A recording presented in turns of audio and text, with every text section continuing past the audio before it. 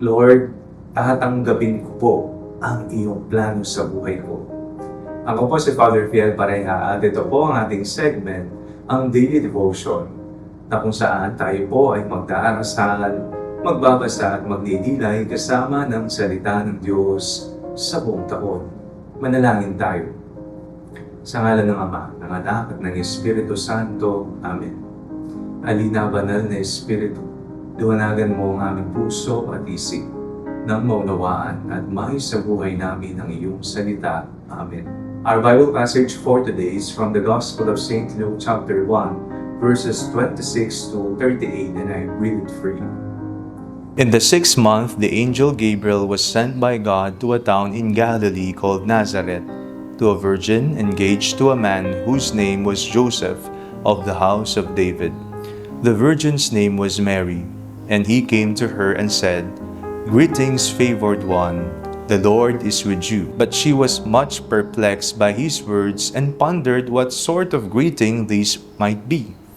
The angel said to her, "Do not be afraid, Mary, for you have found favor with God.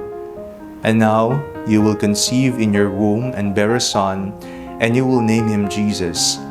He will be great and will be called the Son of the Most High. And the Lord God will give to him the throne of his ancestor David. He will reign over the house of Jacob forever, and of his kingdom there will be no end."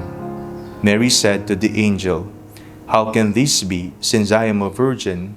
The angel said to her, "The Holy Spirit will come upon you, and the power of the Most High will overshadow you. Therefore the child to be born will be holy. He will be called Son of God. And now, your relative Elizabeth in her old age has also conceived a son, and this is the 6th month of her who was said to be barren. For nothing will be impossible with God." Then Mary said, "Here am I, the servant of the Lord. Let it be with me according to your word." Then the angel departed from her. Ngayong araw na ito, ating pong ginugunita ang kapistahan ng Birhen ng Guadalupe, Our Lady of Guadalupe. Nagpakita ang mahal na ina kay Juan Diego sa bundok ng Tepeyac sa Mexico. Sa araw na ito, tayo po ay inaanyayahang huminto muna, manahimik at pagnilayan ang salita ng Diyos. Dumating ang Anghel Gabriel kay Maria.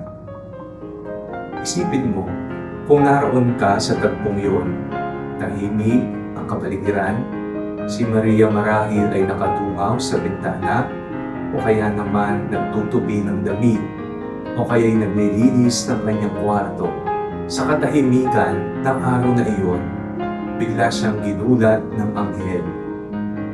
May balitang hatid ng anghel, siya raw ang magiging ina ng Diyos. Sa katahimikan ng kanyang puso, agang-agang, kabalisahan, takot, at mga tanong, nagawa ni Mariyang sumagot, "Ako'y alipin ng Diyos. Magawa nawa ayon sa winikang. I am the handmaid of the Lord, be it done to me according to your word." Mary does not know the detail of what will happen next. Mary doesn't know what will be the reaction of people in her situation. Mary trusted wholly the Lord because the angel said, "Nothing is impossible with God." Sa mga panahon na hindi natin alam kung ano ang mangyayari sa ating buhay, sabihin natin, "Let it be done according to your word." Sa mga panahon na tayo ay nadidismaya na sa buhay, sabihin natin, "Let it be done to me according to your word." Sa mga panahon na tayo ay may sakit at hindi alam kung gagaling pa, sabihin natin, "Let it be done according to your word." Sa mga panahon na tayo ay nagsisimulang bumangon muli mula sa pagkalugmok sa problema, sabihin natin, "Let it be done to me according to your word." Sa mga panahon na gulong-gulo na tayo sa ating pag-iisip, sa mga panahon na balisang-balisa na tayo at naguguluhan tayo sa puso at kaisipan, sabihin natin, "Let it be done to me according to your word." Isuko natin ang lahat-lahat sa atin sa Diyos, sapagkat lahat ay makapangyayari. Walang imposible sa Kanya. Tutulungan niya tayo.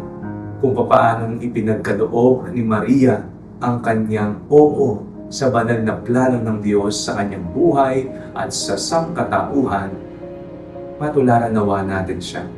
Ibigay natin ang ating yes, isuko natin ang lahat-lahat sa Diyos. Nanalangin tayo. Panginoong Yesus, isinusuko namin ang lahat-lahat sa amin. Kayo na pong bahala, kami ay inyong gabayan, proteksyonan, at ibigay ang araw-araw naming pangangailangan sa buhay. Amen. Sa ngalan ng Ama, ng Anak at ng Espiritu Santo. Amen. Huwag po ninyong kalimutang i-like ang video ito. Mag-comment po kayo and share it with your family and friends. Ang Panalangin Bago Matulog ay may sariling Facebook page na po. Huwag niyo pong kakalimutang mag-like at mag-follow dito. And do not forget to subscribe to our YouTube channel. I-click niyo lamang po ang link na nasa comment section ng video ito o kaya naman po just search Father Fiel Pareha. At kung nais niyo pong maging updated sa ating pagpapahayag, you can join our broadcast channel dito po sa ating Facebook page. God bless you po.